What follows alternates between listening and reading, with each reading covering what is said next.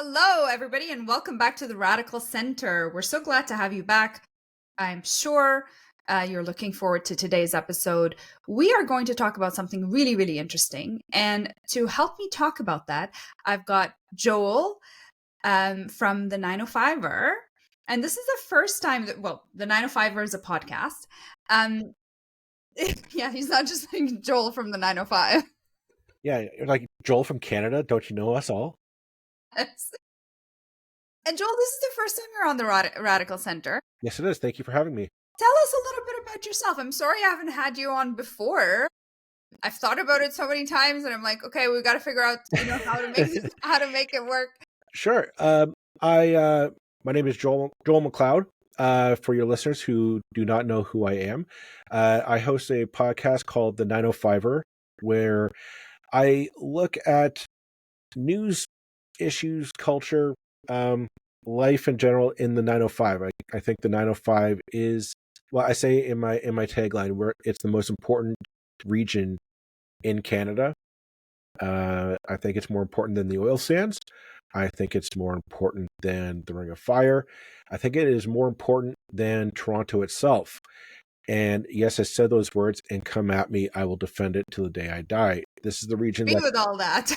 This is the region that is growing incredibly fast. It is incredibly diverse. I think there is every culture, religion, wherever you are from this world, you have a place here in the 905.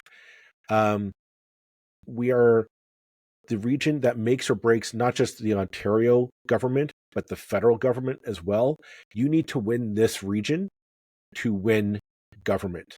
And I don't think nobody pays attention to this region except during election season. And I think that it is so dynamic. It is so different. Brampton is not Mississauga. Mississauga is not Hamilton. Hamilton is not Niagara Falls. Niagara Falls is not Oshawa. Yet we're all looped in together in the media. And part of what I try to do is just talk about the commonalities that are there.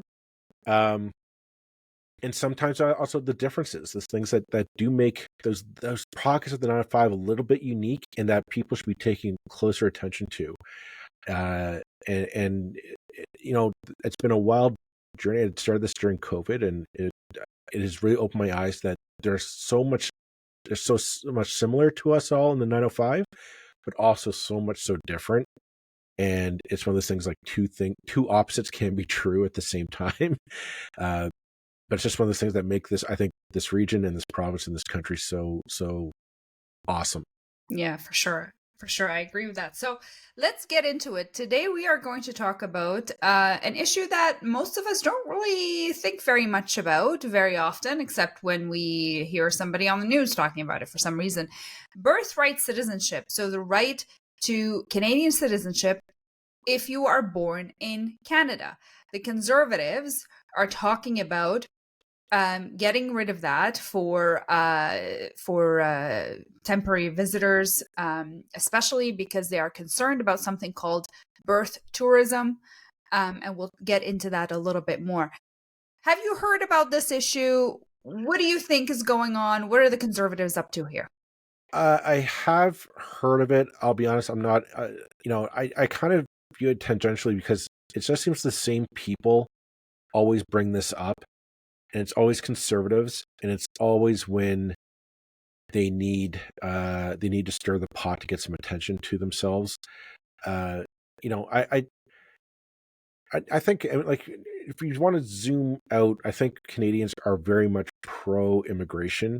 We're a very welcoming people. I think in our core there is, I think, some messiness, like in terms of the bureaucracy of it, that I think people just like, this is a joke, we need to fix this. But at its core, Canadians are very much like, we have a lot of space, come on over. As long as you leave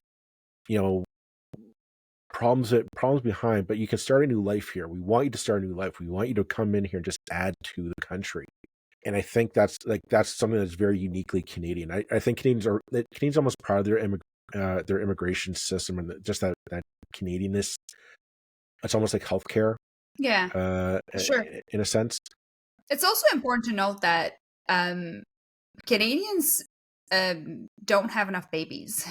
We don't, Well, our population, we would not be able to sustain our population without immigration. So mhm. it's we wouldn't survive for very long if we close those doors. Our economy would probably collapse within a generation if we didn't invite people in, and that's why I this talk of birthright citizenship. I say what? Like I don't understand what the argument is. I know that there's talk of this birth tourism, like you're you have. I guess the premise is women who are pregnant with their babies hop on a flight, Yeah. book it to Canada, and okay, I just need to hang out here for a month, give birth to my kid, and then boom, you got to keep me because the baby's here. And it's like, this is one heck of a conspiracy. I mean, does it happen? Probably. Is it an epidemic across the country that, oh my gosh, we need to have, get the all the stops out. We got to figure this out, stop everything. I don't think we're at that level. And even still, it's like, okay, so mom wanted to give birth to her kid in Canada, and they say, oh, that means that they get to sneak in under the wire. Like, do they? I Really, do you don't. know how hard it is to get even like a visitor visa to Canada from Well, most countries? that's the thing. Like, I think the problem is the conservatives are looking at south of the border, right? The Republican Party and Donald Trump and the fascist light down there are using this birthright citizenship because Mhm. I think it might be a bit of a problem in the States, only because they don't have an immigration system like we have. My granted, I was born here. I've never had to go through it. I have no idea what it's like, but my understanding is it's arduous. It's not like an easy thing, but there is a way. Like, the rules. So my understanding is you arrive to Canada, you apply to come to Canada, say I want to move there. Boom, Canada says yes, no, based on whatever.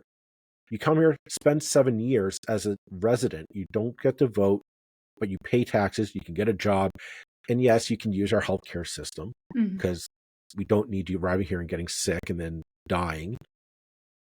But you stay here. You can't vote, um, but you can work, contribute to the economy, pay your taxes, and then at the end of 7 years, you go in front of a judge or a peace, or more often than not, an MP, and you Become become a citizen. You say your oath.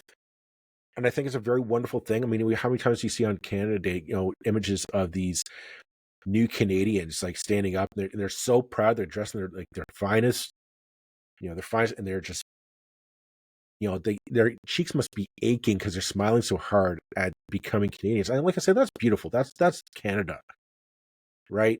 And this whole birthright, the sneaking in under the wire, like this is the oldest trope that I've ever heard. Like, since yeah. we've heard this since Confederation, since John A. was Why prime minister, why we've heard this nonsense. why are the conservatives doing this? Why do you think they're doing it? I think it's quite simple. They've run out of ideas. It kind of looks like that. I think On my a lot of other issues as well. It kind of looks like I think they they've just run run out out of of- ideas. I think Trudeau is gone, and they Yeah, can't. And they are honestly you have like nothing to complain about. they have nothing to complain about. Like, Carney's a pretty right wing guy. He's just a nicer nicer right Right wing wing guy. guy. Like the wheels haven't come off the bike yet. The deck chairs haven't been rattled too much. I think when you invited me on to this to talk with this, I did a bit of. I was just kind of like rummaging around on Twitter, and Frank Graves for Ecos Polling had a great graphic where they were talking about what do Canadians think of Donald Trump, and it was broken down by party lines. And of course, you had the Liberals, the NDP, and the Greens. It's like 99% opposed Donald Trump. Hmm. The Conservatives, it was like 54-46 approve of Donald Trump. Like, there's a big wing of that party that looks at Donald Trump and say, I wish he was our guy. And I think that's where this is coming from. There's a wing of there that is very xenophobic, racist. Because here's the thing, the birth tourism thing, it's not about people who look like me. Mm-hmm. It's people who are brown skinned. Look like me. Well, no, I wouldn't even say that. People who look like me have a really hard time getting a visa. It's very hard to get a visitor visa from the Middle East. It may be, but it's. I think it is. I just think that it's very much a racist. Yeah, I agree with that. Attitude of just like you. I want you to look like me, like a white guy too, white guy. I want you in the queue to get into Canada, and the problem is a lot of the countries where everybody looks like me, they are doing okay. They don't come over here in the numbers, as you said earlier, to fill our economic needs. So, I think the entire argument is a very disingenuous argument. I mean, we can talk about tweaks to the immigration system. We can talk about, equity, and we can talk about, the quota system. I know there's issues regarding there. But this birth tourism thing, I think, is a total con job, pun intended. It just reeks of xenophobic, racist undertones that I just think, you know what, I'm not even going to entertain the debate with them. I'm not even going to enter into it in good faith with them, because I just don't think there's any good faith there. And it's too bad because, there's so much that they could be talking about and contributing to. I would credit all the pressure they put on the previous government and even this government for, the fact that we do have now bail reform, and the federal government is looking at crime a little bit differently. So there's so much more they could do as opposition that is meaningful and contributes but instead, this is what they're doing. They're talking about birthright citizenships. The other day, the leader went on some podcast and accused the RCMP of all sorts of ridiculous things, and that's just what they're choosing to do, and it's kind of hard to understand. I don't think it's too hard to understand when you realize that I think Pierre is looking at this as there are two camps in the Conservative Party. There always have been. Yeah. Stephen Harper I don't think Stephen Harper merged that party. I'm talking about the old Reform Party and the Progressive Conservative Party. People say, "Oh, Harper merged them together." I don't think he did. I think he got them together and basically threatened them into keeping quiet. And when he left, have you noticed every successive leader since then has been from one school of those Yes. those sections, sides, yeah. and they have not been able to reconcile the other side. Andrew Scheer got elected, and he went the full reformer, xenophobic bit. He didn't win. Aaron O'Toole was from the old school progressive conservative wing. He couldn't reconcile the other side, and now we're swung back to Pierre Poilievre, who is very, very much reformer. Yeah. And I think, I think the party, rightfully so, is looking and saying, you blew a 20-point lead, dude, because a banker ousted the guy that you really wanted to beat. And now they're like, he's not likable. No. I think there's a half the party that says, I'm tired of being in opposition. If I let you in for another cycle, we're gonna tank our polls. And it doesn't matter what liberal scandal will come up. There will be another liberal scandal. Like, I don't believe that Carney's going to be this saint in office, but there'll be something that'll come up. But I think people just say, yeah, but I don't want to deal with Pierre. Yeah, and I agree with that. I think Pierre's moment to shine was against Justin Trudeau. I think those days are over because Justin Trudeau's gone. He's on a yacht enjoying his life. And and it's time for Pierre to, I think, call it a day and go do something else. Enjoy his life a little bit too. Maybe he can hang out on a yacht somewhere. Well, no. I see. The thing is, I don't think Pierre can. I think this is all he knows, because he's never had a job. Yeah, he's never actually had to, go out and work. Paul, like standing up and trying to find, a new catchphrase is not work. Yeah.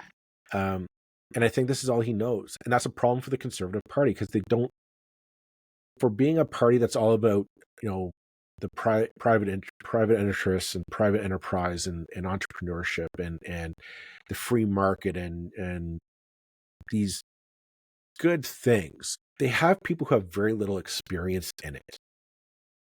And I think that is really an Achilles heel. Like, these people have never actually had to work. They've never had to go without. Like, if you look at the same class that Pierre Poilievre is from, and I mean that the year that he was recruited, you had Andrew Scheer, Pierre Poilievre, Garnet Genouille, I think that's his name, Michael Cooper. These were all like young, fresh out of university, like fresh out of undergrad university, and they got parachuted into safe, very safe, conservative ridings, and they've always been there ever since.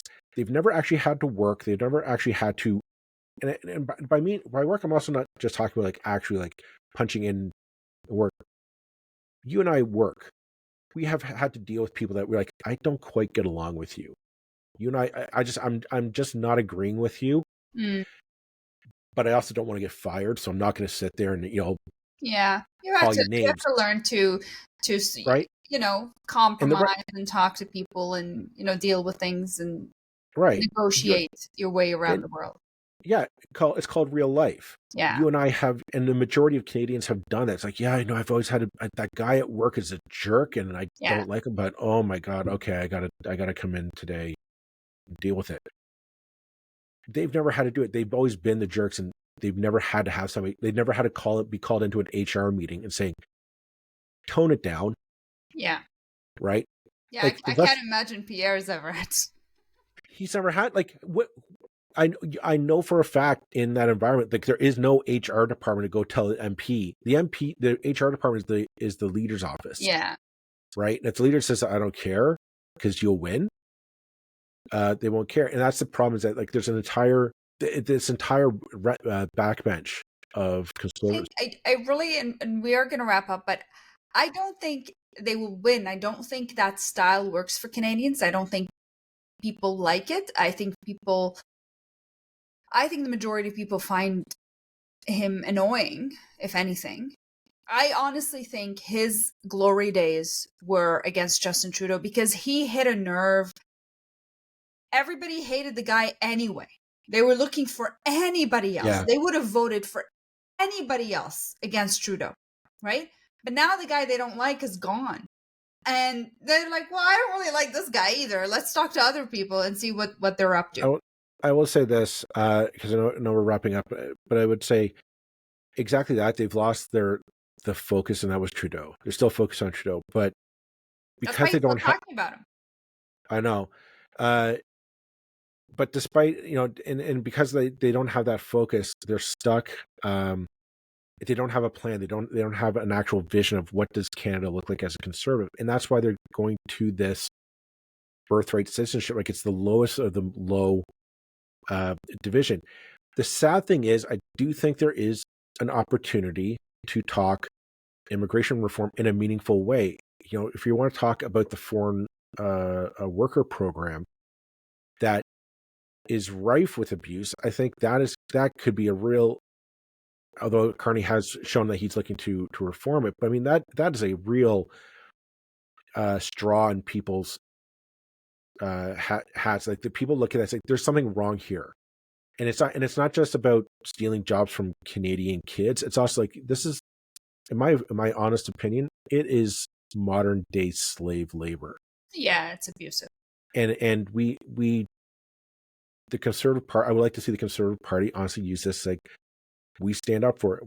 People need to be free, and they need to be able to engage in the economy. This is slave labor. End it now, and put restrictions on it for, I know the agricultural sector says that they need it. I'm putting a big asterisk on that. I don't know if that's true or not.